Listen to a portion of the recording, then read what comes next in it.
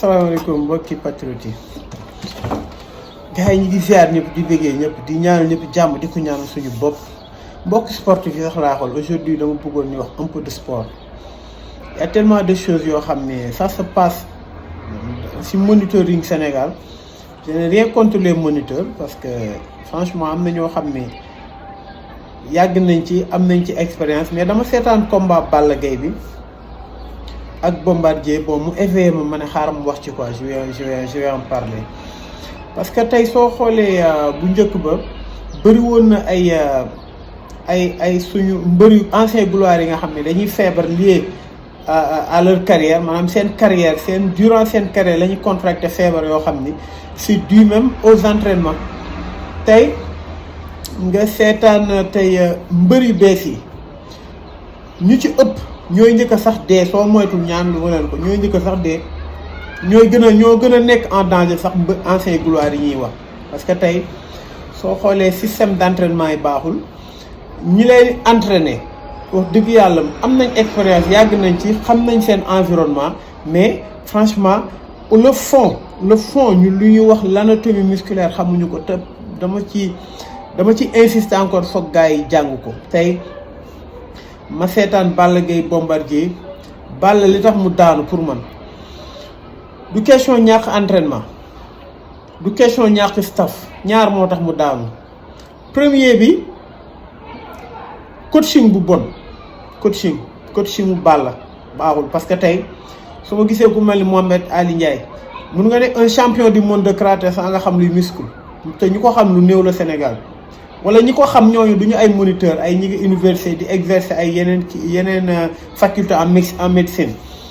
wala nga ànd ak benn baabooy c'est pas que parce que da nga ànd ak benn baabooy bu yàgg nekk lutteur xam na luy musculation te am na foo xam soo fa tolloo jarul ngay voyager dem fu nekk lépp mi ngi fii Sénégal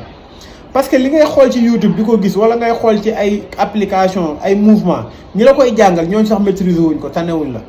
wala ñuy def application yooyu ñooñu dañoo ñëw concevoir seen application comme yoon ni nga ko mun defee y a trop de déchets dans la musculation ça veut pas dire que nit ki dafa ngand dafa ceene ka xam ne musculation déedéet looy jàng la looy exercer la maanaam dafa doy waar tey ma jël Balla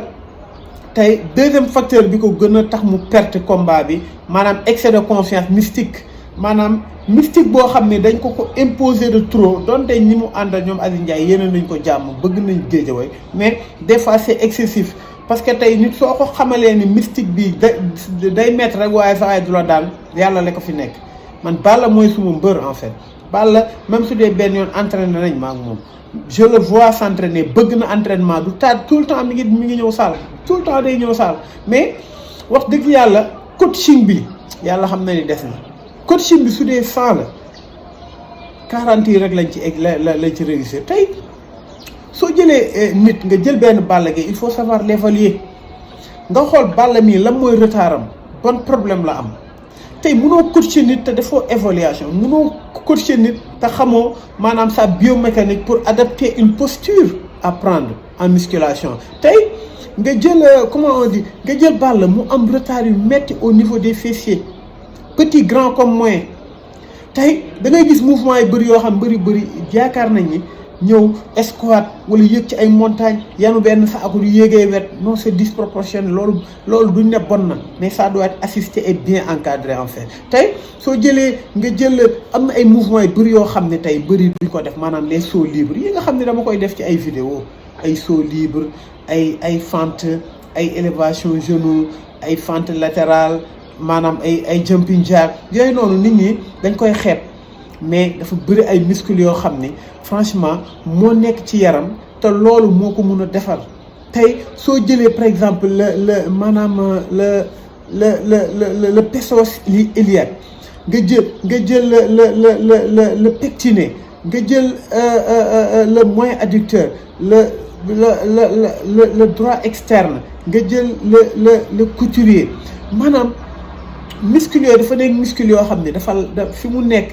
du ay weñ yu metti moo koy yëkkati mais c'est des mouvements bien spécifiques nga jël l'obturateur externe nga xam ne franchement mi ngi ci kaw ci côté yax bi ci kaw ak ci diggante adducteur bi nga jël le petit adducteur le grand adducteur le muscle crural voilà dafa nekk muscle yoo xam ni du ay yëkkati weñ yu bëri moo koy defar mais ay saut la ay saut de très longue durée dina la defal physique dina jël muscle yi comme muscle yi nga xam ni mooy par exemple le muscle facial laat nga xam ni fi mu nekkee du muscle te du nerf te du ligament nga jël le vax externe parce que fii li ñuy liggéey vax interne ak le droit antérieur loolu noonu la nit ñi di gën a liggéey parce que tey soo xoolee loolu mooy maanaam côté quadriceps yeeg yooyu non y a des muscles yoo xam c'est interne muscles yoo xam ne mi ngi ci biir te pour nga liggéey ko il faut faire des entraînements libres comme mu kii yi ñuy def tey nga gis en musculation Sénégal moniteur la nga gis Sénégal mu yàgg ci salle la doon moniteur certes mën nga doon gars yi dañuy jaawale ñett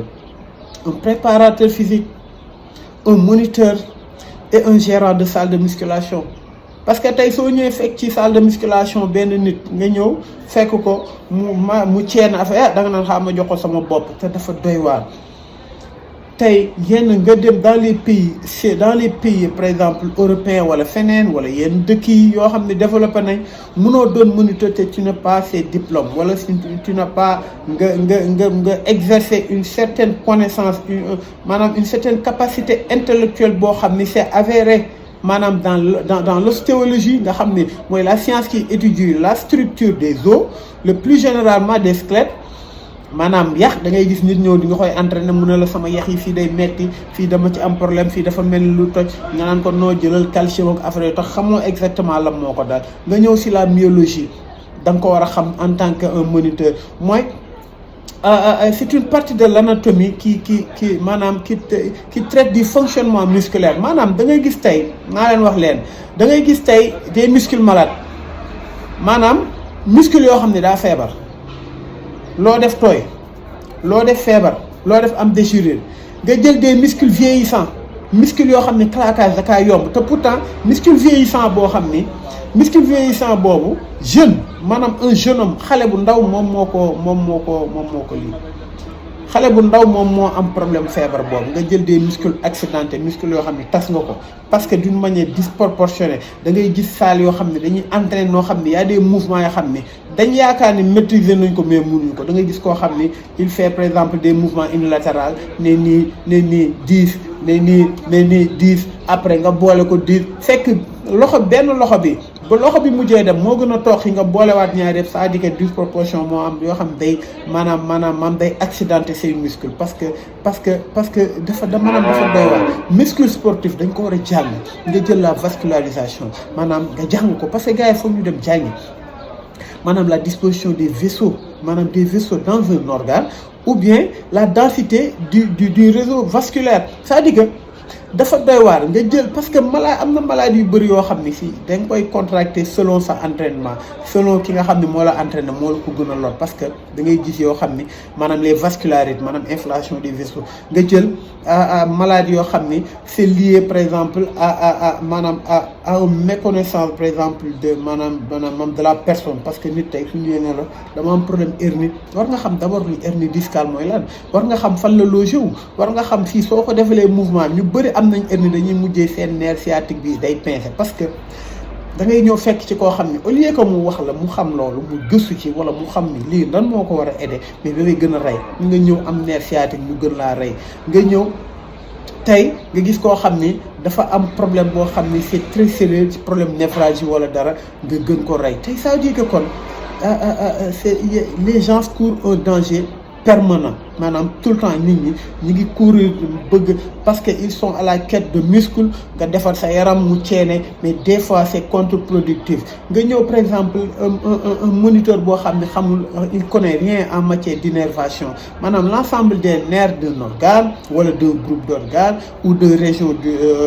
maanaam du corps c'est-à-dire que dafa am yooyu maladie yoo xam ne c'est lié à ça comme li ñu naan la polyneuropathie wala nga ne la polynévrite yooyu yëpp day am yoo xam ne ci salle nga koy contracter nga jël des maladies je vous dis que la polyneuropathie maladie boo xam ni la c'est assez dangereux parce que c'est des maladies qui se situent entre les moelles épinières, c'est-à-dire que et chaque membre du muscle mun na contracter loolu. da ngay jël maladie yooyu nag yu bëri nga xam ne da nga koy contracter ci biir salle bi di dem di metti soo ñëwee ñu bës la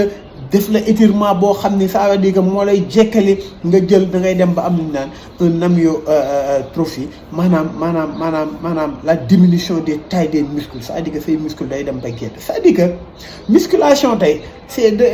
un milieu qu'il faut assainir. Je n'ai rien contre les moniteurs, mais nañ dem aussi jàngi, nañ dem fay ñu dem jàngi. Même ça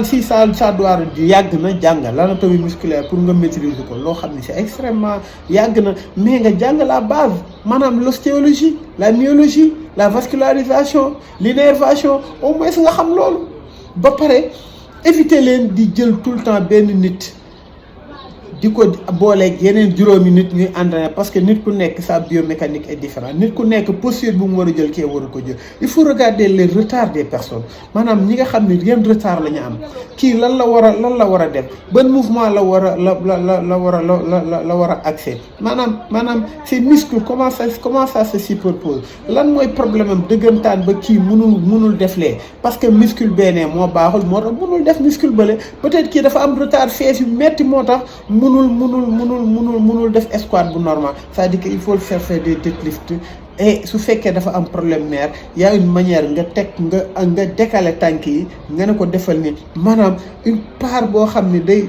ça doit être objectif nga xam ci ngay entraîner. mënu ma wax lépp ci vidéo bi, mais il y a tellement de choses nit ñi dañoo war a jàngi. Man je suis prêt, un moniteur qui veut vraiment apprendre, man je vais ma jàngal ko la base d'une manière gratuite, parce que tey franchement dafa doy waar parce que da ngay gis yoo xam ne mooy loolu que les lutteurs courent un grand danger, parce que tu vois tellement de lutteurs li ñuy entraîner doo ko gis essentiel, parce que li ñuy entraîner c'est pas essentiel, amul sens en fait. yéeg ci ay montagnes yenu ay saabu suuf amul sens, pour lan la? mais jàngal sa physique, defal 100 squat, nga daw yéeg, nga def 50 sauts, nga daw wàcc, nga def 50 fentes, nga daw yéeg, def 50 fentes. Mais noonu la ñuy liggéey résistance ak puissance ak pulsion, fraction musculaire, noonu lañ koy liggéeyee. Mais pas nga liggéey jël benn saaku nga yenu ko, saaku bi benn côté bi la pincé, c'est-à-dire que c'est très dangereux. Sa plaque vertébrale ils ont tendance à faire comme ça du côté, nga yéeg muy pincé, moo tax ëllëg nga am hernie discale, wala nga am problème vertébral, des problèmes vertébraux, wala nga am leneen loo xam ne mooy loolu. Kon gars yi, kon tey Balla franchement je l'invite que c'est un grand lutteur. Balla ko mun bëre la, ku am doole la naturellement, mais entraînement foog mu xoolaat ko. Entourage am baax na, yéene nañ ko lu nekk, mais il faut qu'il regarde des professionnels yoo xam ne ñoom ñoo koy wan, parce que ñëw chaque jour nga couché, suba nga épaule, gannaaw suba nga wiccax ay corde, beneen jour ngay buux ay xooma lan, yooyu noonu c'est bien beau, mais muscle dëgg li téye say muscle dëgg mi ngi si biir muscle te doo ko gis, te loolu mooy sa doole, loolu mooy sa résistance. Comme gars yi ñu ngi ziar ñëpp, maa ngi encouragé Balla di féliciter Bombardier, di ñaanal ñëpp jàmm.